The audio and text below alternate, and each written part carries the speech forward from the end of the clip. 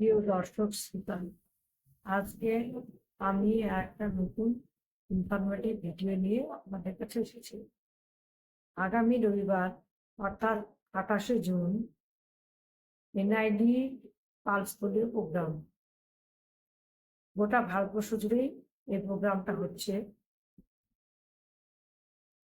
বেলা 9টা থেকে 4টে পর্যন্ত আমাদের মেয়েরা, আমাদের কর্মীরা, আশাকর্মী, অঙ্গনওয়াড়ি কর্মী এবং স্বাস্থ্যকর্মী তারা সকলেই বুথে 0 থেকে 5 বছর বয়স্ক বাচ্চাদের পোলিও খাওয়াবো। আপনারা নিজেদের বাচ্চাদেরকে অবশ্যই ওই দিন বুথে নিয়ে গিয়ে পোলিও খাইয়ে নেবেন। শুধু নিজেদের নয়, পাশের বাড়ি বা পাড়া অন্য শিশুদেরও এই টিকা খাওয়াতে উদ্বুদ্ধ করবেন। আমরা তো সকলেই সামাজিক জীব, সুতরাং আমাদের সমাজের প্রতি একটা দায়বদ্ধতা থেকেই যায়। আমি একজন স্বাস্থ্যকর্মী, কিন্তু আমিও এই সমাজে বাস করি। প্রত্যেকটা শিশু আমাদের নিজেদের শিশু।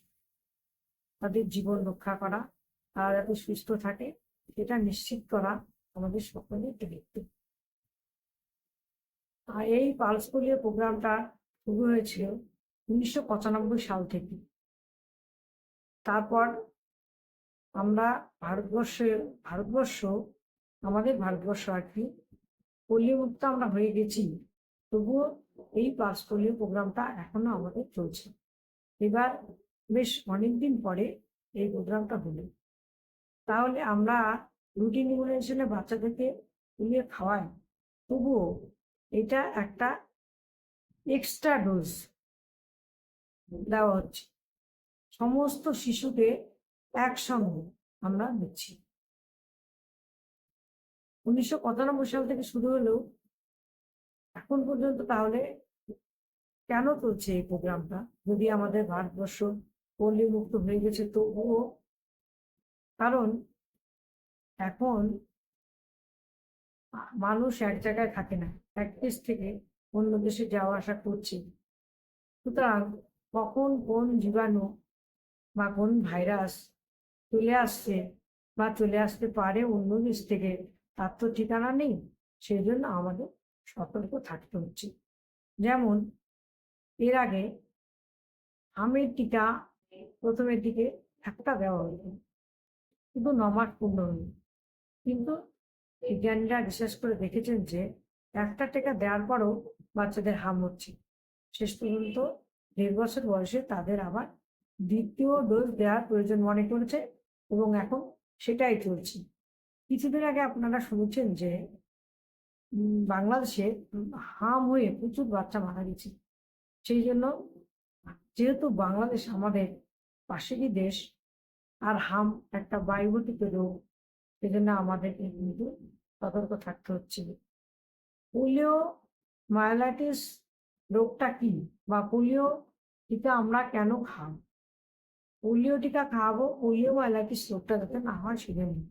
পোলিও মাইলাইটিস রোগ হচ্ছে এমন একটা রোগ যেটা হয়ে গেলে তার ভালো করা যায় না।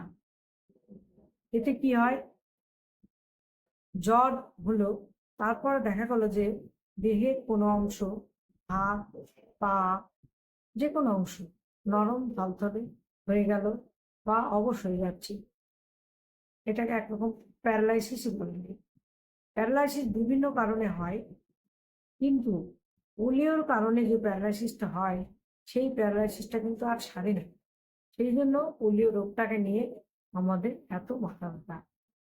তাহলে আসুন আমরা সবাই মিলে এই দিনটাকে উদযাপন করি।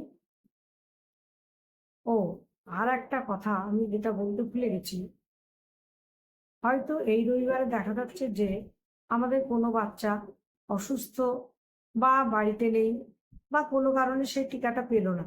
তাহলে কি হবে? তাহলে তারপরের দিন সোমবার এবং তারপর দিন মঙ্গলবার, এই 2 দিন পর পর আমাদের স্বাস্থ্যকর্মীরা, আশাকর্মী, অঙ্গনওয়াড়ি কর্মী, স্বাস্থ্যকর্মী এরা গিয়ে বাড়ি বাড়ি দেখবে, সার্চ করবে যে কোন বাড়িতে বাচ্চা পোলিও খাওয়ানো বাদ আছে। যদি কোনো বাচ্চা বাদ পড়ে যায় তাহলে তারা সেই বাচ্চাকে পোলিও খাইয়ে নেবে। এটা তো গেল স্বাস্থ্যকর্মীদের দিক, কিন্তু আপনারা নিজেরা সচেতন হন, আপনারা নিজেরা একটু উদ্যোগী হলে কাজটা অনেক সহজ হয়। নমস্কার।